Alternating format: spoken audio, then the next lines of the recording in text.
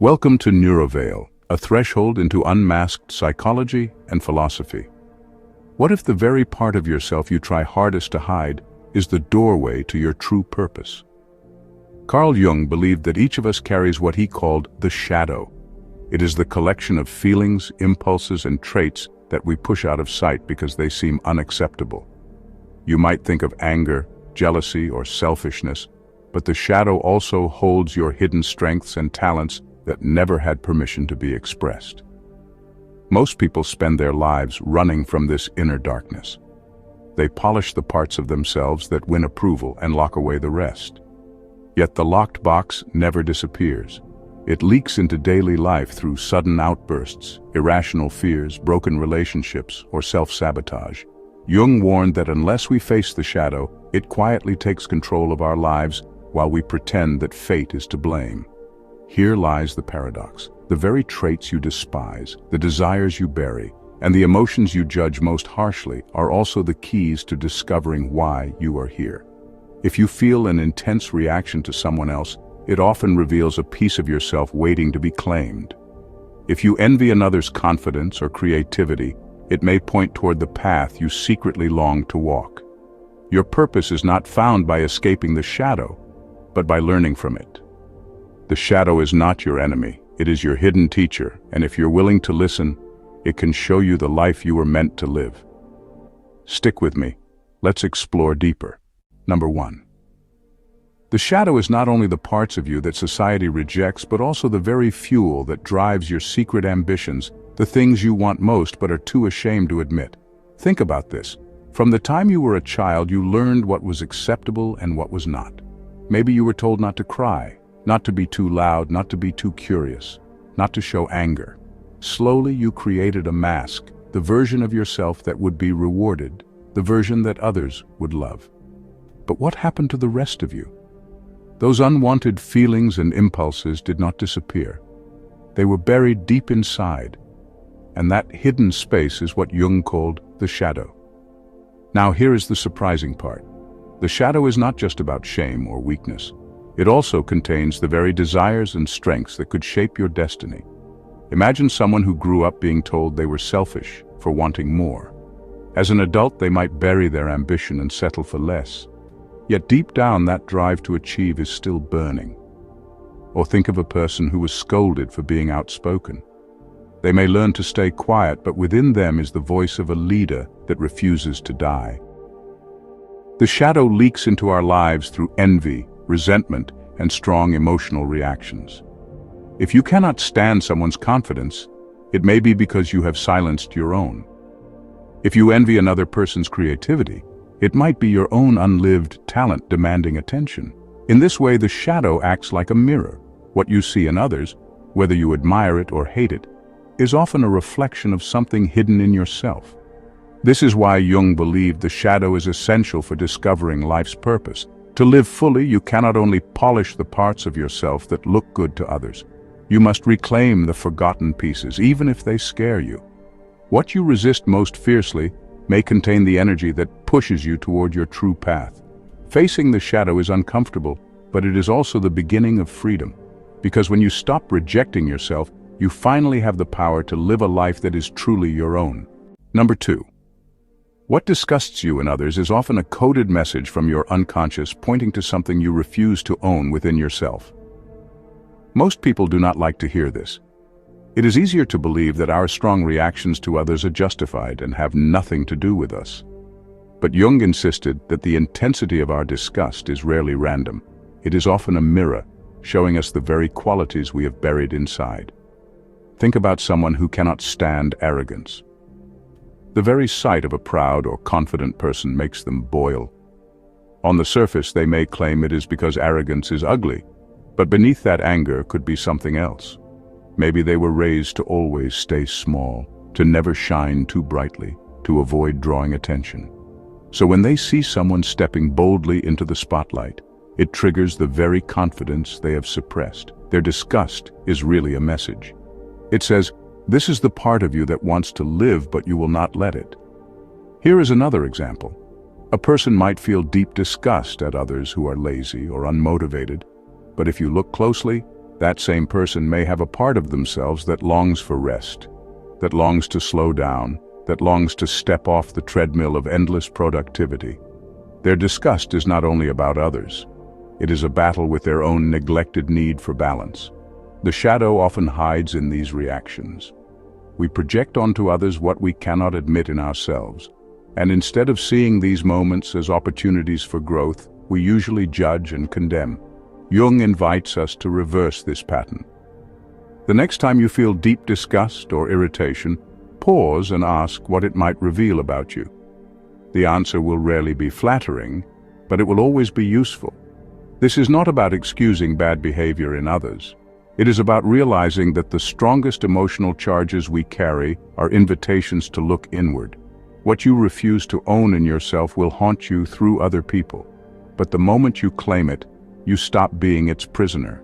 And in that act of ownership, you take one step closer to living a more honest and purposeful life. Number 3. You cannot find your life's purpose through positive thinking alone, because what you repress becomes the compass for what you are meant to confront. We live in a culture that tells us to focus only on the bright side. If you think happy thoughts, if you keep visualizing success, if you ignore the darkness, somehow everything will fall into place. But the truth is different. Purpose does not grow from denial. It grows from honesty, and honesty means facing what you have buried. Think about it. If all it took to discover your calling was positive affirmations, then half the world would already be living fulfilled lives. Yet so many people repeat affirmations daily and still feel lost. Why? Because they are ignoring the parts of themselves that hold the real answers. Imagine someone who always tells themselves they are confident, yet inside they carry a deep fear of rejection. They keep pushing that fear down, pretending it does not exist. But that fear silently guides their choices. They avoid risks, they hide their true voice, and they stay small. Their purpose will not come from repeating that they are brave. It will come from confronting that fear of rejection, understanding where it came from, and moving through it. Another example. A person may keep affirming that they are peaceful and loving, but deep down they are filled with anger they have never allowed themselves to feel. That suppressed anger leaks out in passive aggression, in frustration, in health problems. Their real purpose is not to pretend the anger is gone, but to learn how to channel it into strength, into boundary setting, maybe even into a career that demands courage and fire. Jung believed that what we repress is not trash to be thrown away, but raw material for transformation. The very thing you are running from often contains the energy you need to live fully. Positive thinking has its place. It can uplift you, but it cannot replace the inner work of facing what you deny. Your shadow is not the obstacle to your purpose. It is the guide. The fears you hide, the flaws you avoid, the emotions you reject, these are the compass points. Follow them, and you do not just imagine a meaningful life. You begin to live it. Number 4.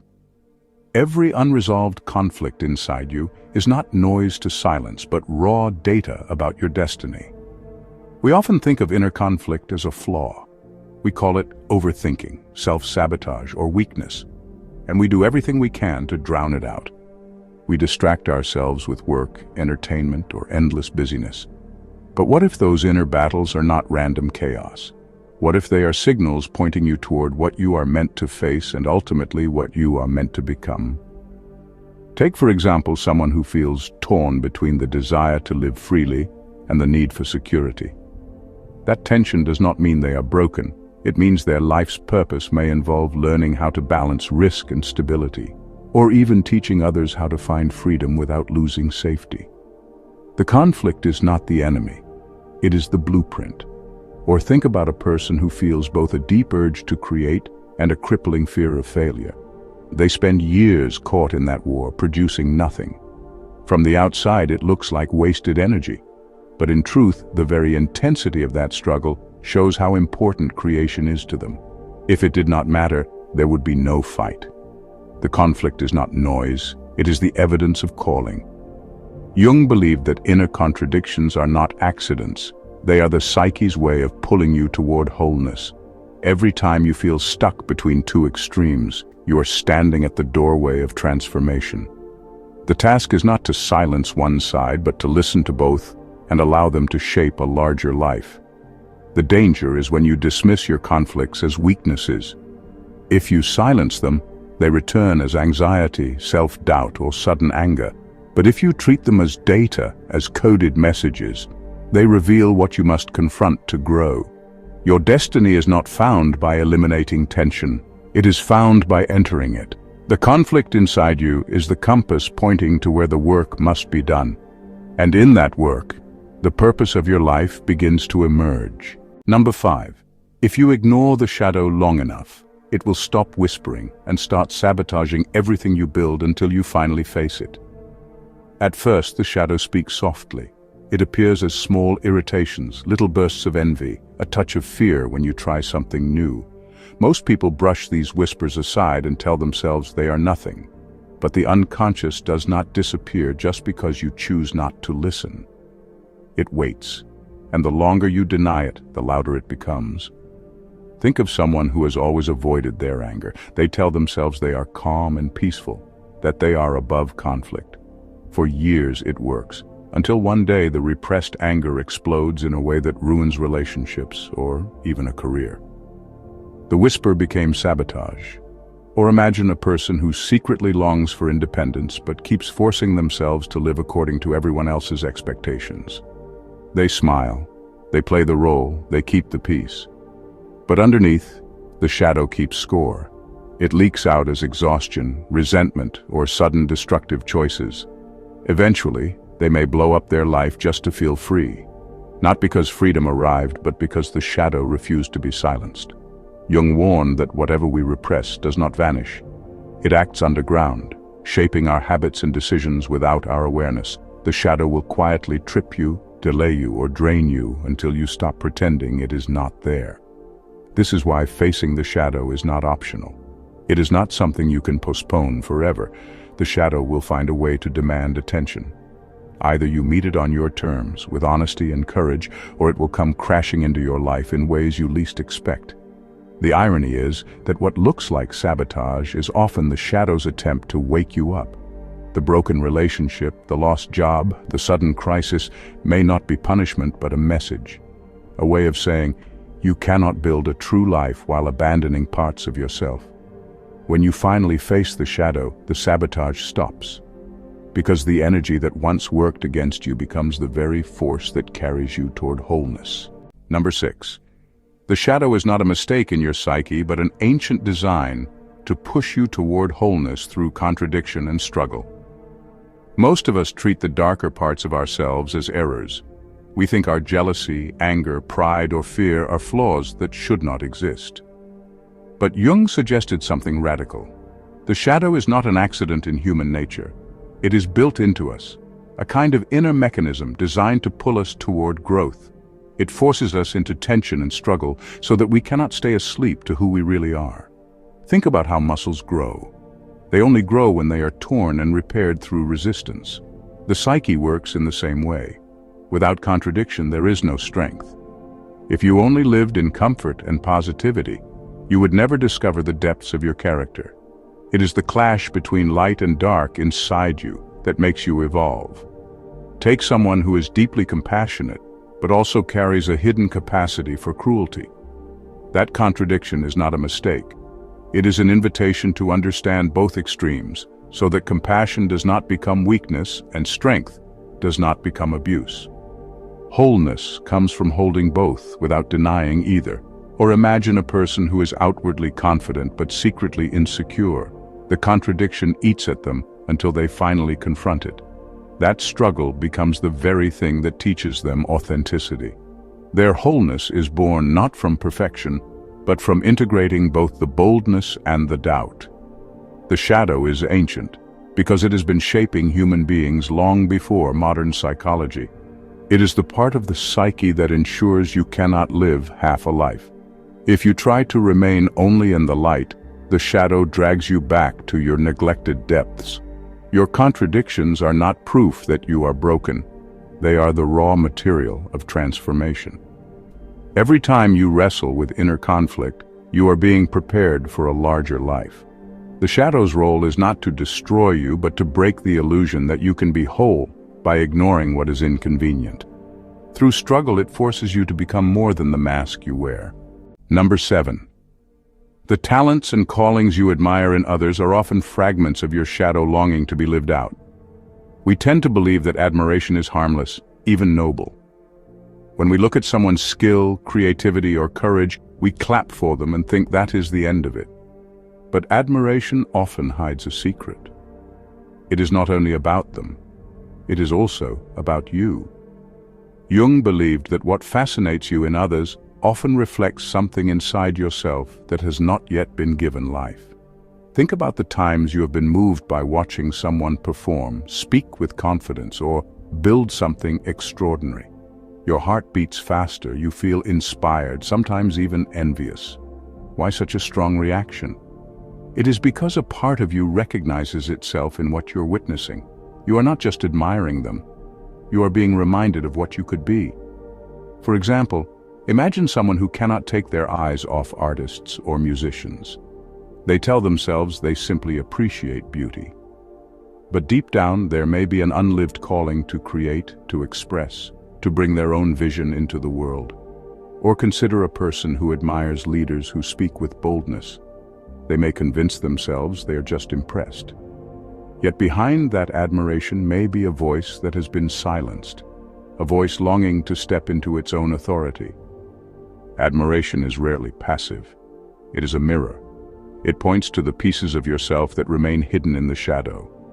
And the longer you keep them there, the more you will feel like a spectator in your own life. This is why Jung saw the shadow not just as darkness, but as light waiting to be claimed. The qualities you praise in others are often clues to the path you have not yet walked. They reveal what you secretly hunger for, even if you have buried it under fear, shame, or doubt. The next time you find yourself deeply admiring someone, pause. Instead of only looking at them, ask what it awakens in you. That admiration may not be about celebrating their life. It may be the shadow calling you to finally begin your own. Number 8. The intensity of your envy reveals the exact magnitude of the potential you are denying within yourself. We often treat envy as something shameful, a sign of weakness or immaturity. From a young age, we are told not to compare ourselves, not to feel jealous, not to look at what others have. But envy does not vanish simply because we pretend it should not exist. It lingers, and when it does, it carries a very specific message. Envy is rarely about the other person. It is about you. The reason you feel a sharp sting when you see someone succeed is because a part of you knows you are capable of something similar, but you are not allowing yourself to live it. The stronger the envy, the clearer the signal. The shadow is not mocking you when you feel jealous.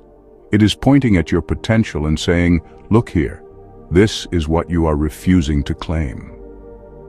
Imagine someone who feels envious whenever they see people traveling the world, exploring freely. That envy might not be about the other person's photos or lifestyle. It may be a reminder of their own buried longing for adventure, a longing they dismissed out of fear or duty.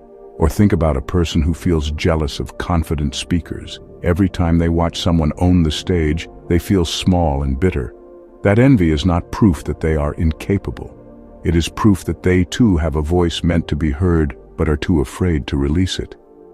Jung believed that emotions like envy are not obstacles but maps. They show you where your unlived life is hiding. Most people bury envy under denial or resentment, but those who are brave enough to look at it honestly can discover a hidden path. The next time envy rises, do not just dismiss it or condemn yourself for feeling it.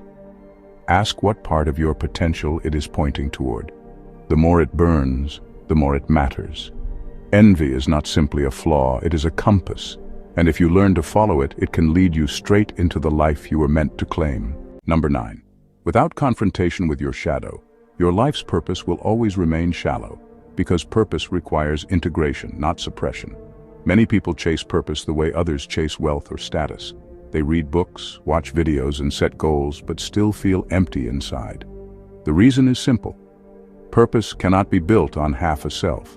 If you suppress large parts of who you are, the life you create will never feel whole. It will look good on the surface but collapse under its own weight, because it is missing the energy of the shadow. Think of someone who builds a career around being helpful, always serving others, always putting everyone else first. On the outside, it looks noble. But if this person suppresses their own ambition, their own hunger for recognition, the purpose they built will feel like a cage. It is shallow because it denies half the truth. Only by admitting their drive for success and weaving it into their path can their purpose become authentic. Or imagine a person who wants to spread peace but suppresses their anger. They avoid conflict, they smile, they preach harmony, but inside the buried anger leaks out in subtle ways. Their purpose becomes hollow because it is disconnected from reality. If they integrated their anger instead of suppressing it, that same fire could give strength to their message, making it real and powerful. Jung's insight was that wholeness requires all of you, not just the polished mask you present to the world. The shadow is not dead weight.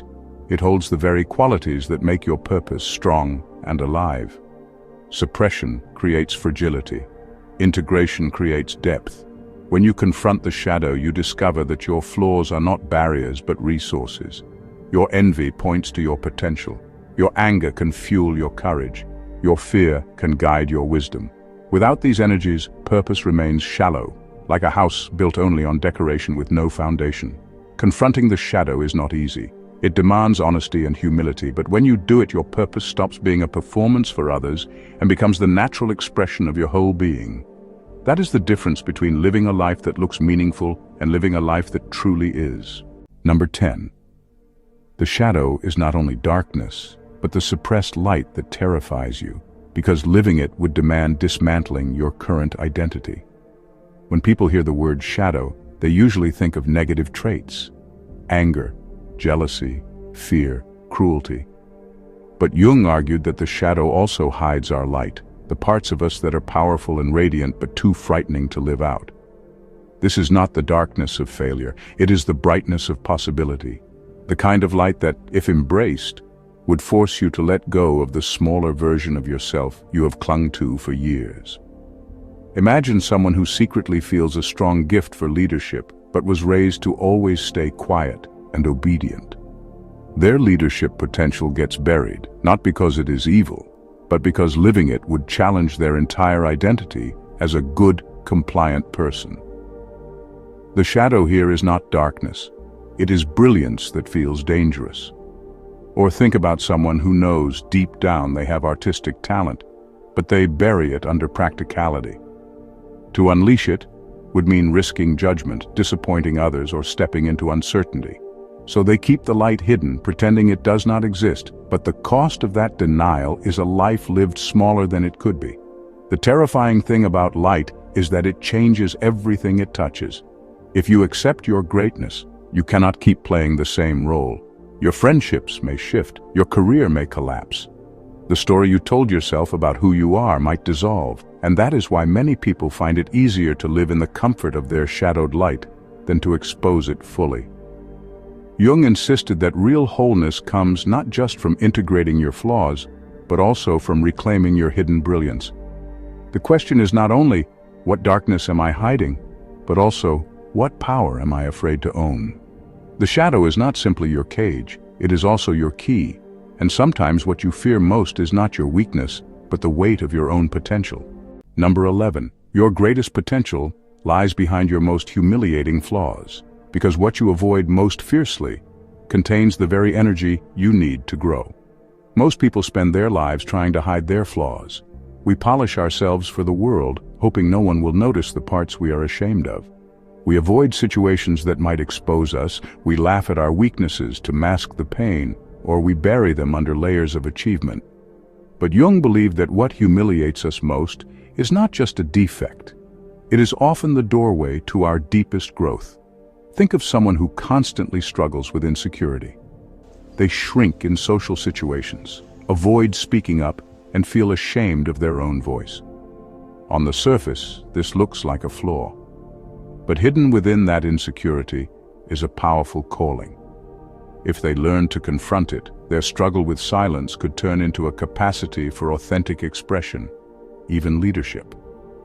The very thing they feared most, using their voice, becomes their path to purpose. Or imagine a person who feels crushed by envy.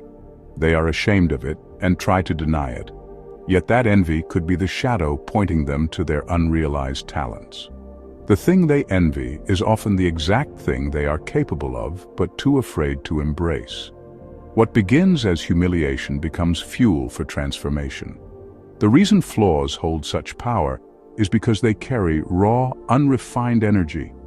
Anger can become courage, fear can become wisdom, shame can become empathy. Each humiliating flaw is like a seed wrapped in thorns. If you run from it, the thorns cut you endlessly. If you face it, the seed breaks open and grows into something alive and powerful. The tragedy is that many people waste their lives hiding what could have saved them. They spend decades building walls around their flaws instead of asking what potential might be buried underneath. Your flaws are not just weaknesses to overcome, they are containers of energy, and the more humiliating they feel, the more powerful the energy inside them. When you stop running and finally confront what you most want to avoid, you do not just heal. You step into the very strength you were meant to live. Number 12. Dreams, slips of the tongue, and irrational impulses are not accidents but encrypted instructions from the shadow. We like to think of ourselves as rational beings who are fully in control of our choices. But beneath the surface, the unconscious is constantly speaking to us. It does not use plain language. It speaks in symbols, in accidents, in strange urges that seem to come from nowhere. Jung believed that these moments are not meaningless. They are coded messages from the shadow, trying to guide us toward what we have ignored. Take dreams. On the surface, they may feel bizarre, but they often carry images of the parts of yourself you have repressed. A recurring dream of being chased may not be random. It could reflect something in your waking life that you are running from, an emotion, a responsibility, or a truth about yourself you are afraid to face. Then, there are slips of the tongue. You say one thing when you meant another. People laugh it off as an accident, but often those slips reveal hidden feelings. Someone who accidentally calls a colleague by an ex-partner's name may be exposing unresolved attachments. Someone who blurts out, "I hate this job," in the middle of small talk may be unconsciously confessing what they have been too afraid to admit. And what about irrational impulses? The sudden urge to quit a job, end a relationship, or book a flight without reason. Sometimes these are reckless, but other times they are the unconscious demanding to be heard. An impulse might be a push toward a path you have been avoiding with logic and excuses. The shadow does not use polite language. It uses whatever cracks your conscious mind enough to let the truth slip through. If you ignore these signs, you may dismiss the very instructions that could realign your life. Instead of brushing them aside, Jung invites us to treat dreams, slips, and impulses like encrypted letters. They require decoding. They may be unsettling, but they are rarely meaningless.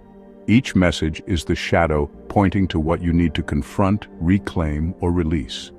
Your unconscious is not silent. It is speaking all the time. The question is whether you will pay attention to its hidden instructions or continue to call them accidents. Number 13. Until you know your capacity for cruelty, you will never know your capacity for love, because both are sourced from the same depth. We like to think of love as something pure and cruelty as something foreign.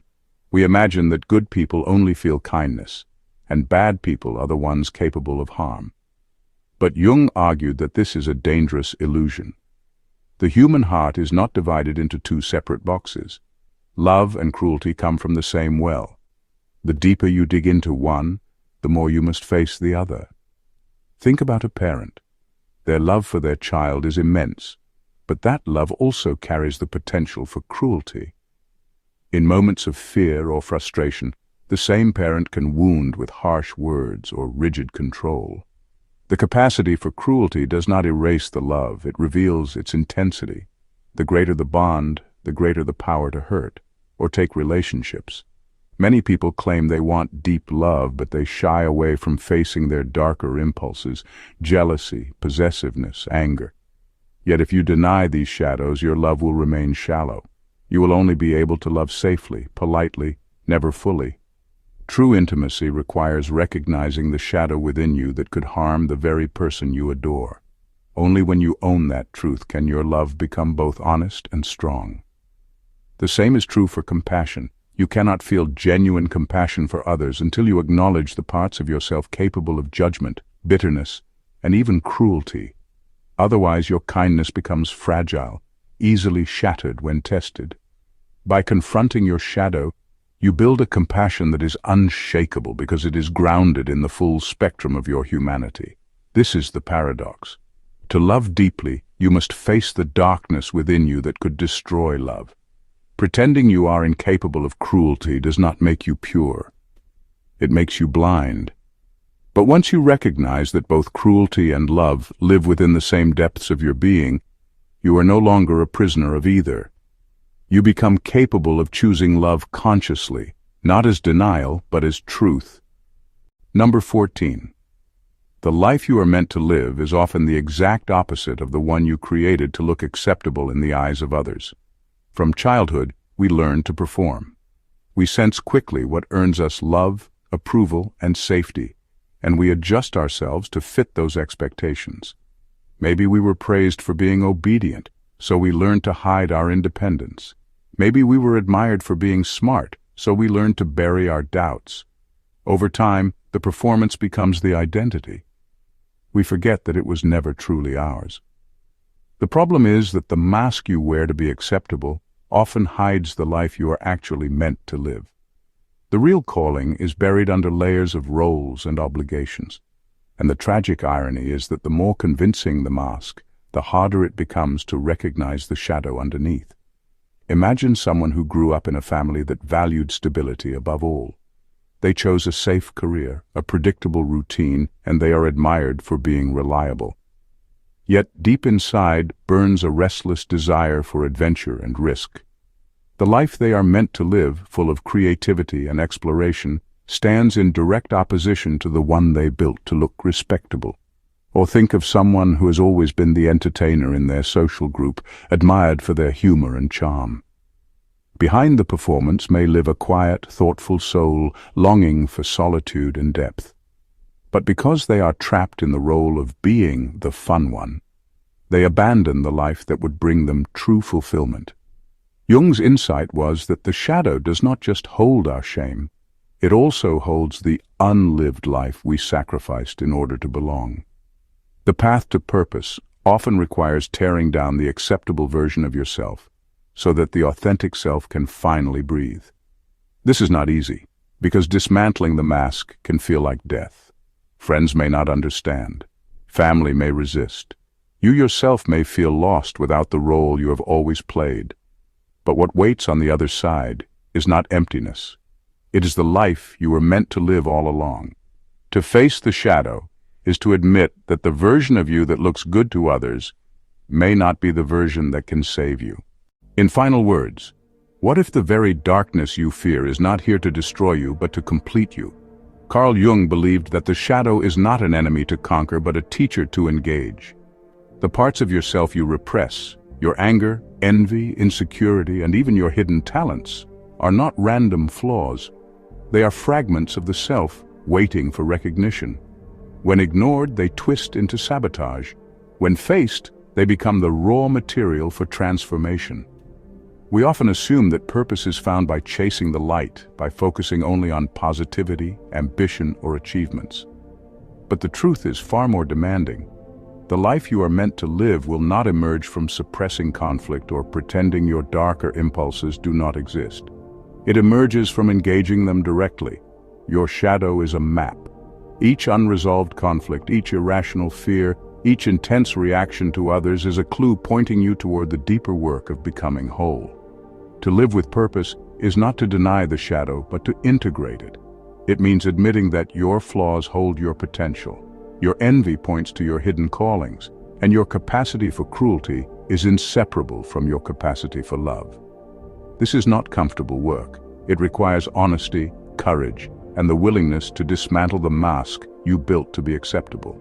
But if you dare to face the shadow, you will discover that it does not shrink you, it expands you. And in that expansion, your true purpose finally comes into view. Thank you for watching and see you in another episode.